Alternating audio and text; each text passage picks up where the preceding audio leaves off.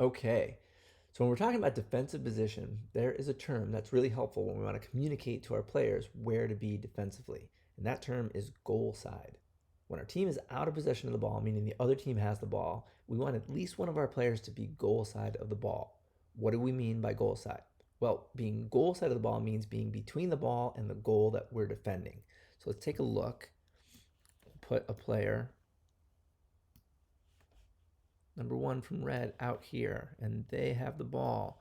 If we want our defensive player to be goal side of the ball, what we can do is imagine this line, an imaginary line from the ball to the goal.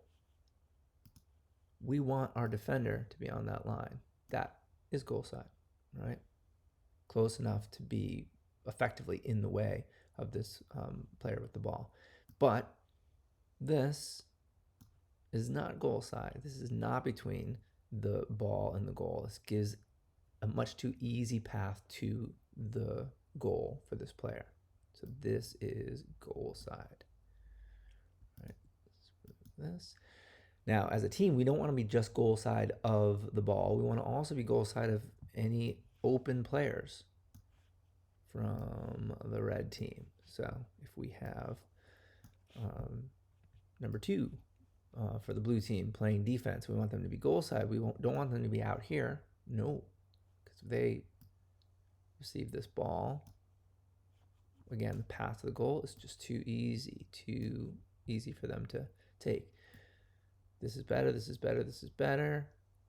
This is goal side. All right, once again, this is outside. We can think about this as well. There is like an imaginary line down the center of the soccer field. This is the most inside that we can be. This line is the most inside that we can be on the field. The further we get out towards the sideline, and this way, or this way, the further outside we get. This is the inside channel. So we want our player not to be outside of this offensive player. We don't want them to be even with them. We want them to be inside. And so if the players understand that this is the inside channel, we say inside, they want to be here. Now this happens too sometimes if a player, if we have the ball and it gets, we have the ball, let's see, let's put another defender here, goal side. Okay. If we lose the ball to red, let's say we lose the ball to red, uh-oh, what are we going to do?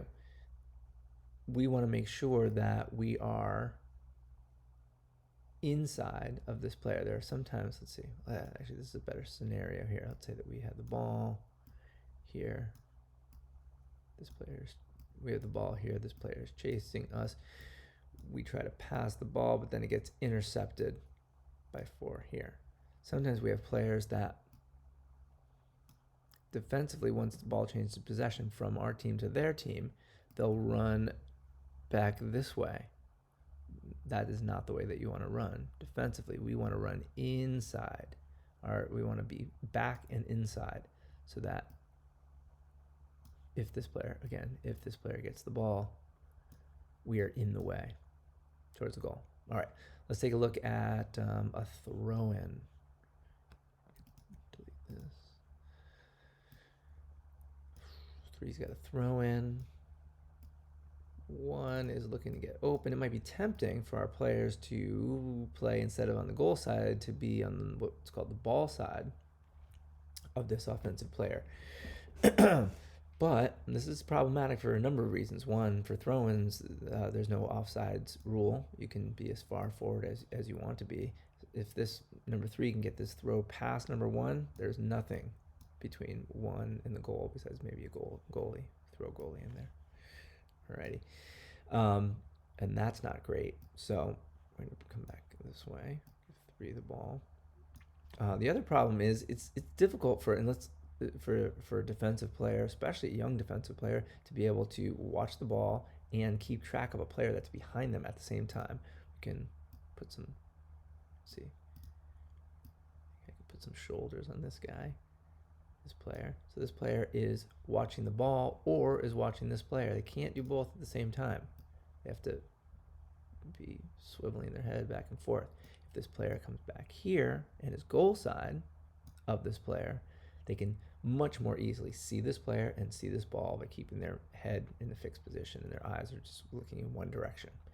Even if this throw is perfect and one receives the ball with control, or let's say even if this is an on the field play and this is a pass, even if this is a perfect pass and this person receives the ball perfectly, they still have to get by our defender in order to get to that goal, right? And if this pass is not perfect, say it's a weak pass or it's off target a little bit, and this player thinks that they can step in, this is a perfect vantage point from which to do that stepping in to beat them to the ball. Alrighty, last thing, let's take a look at a corner kick. Now, if your players understand the term goal side, this will come in handy.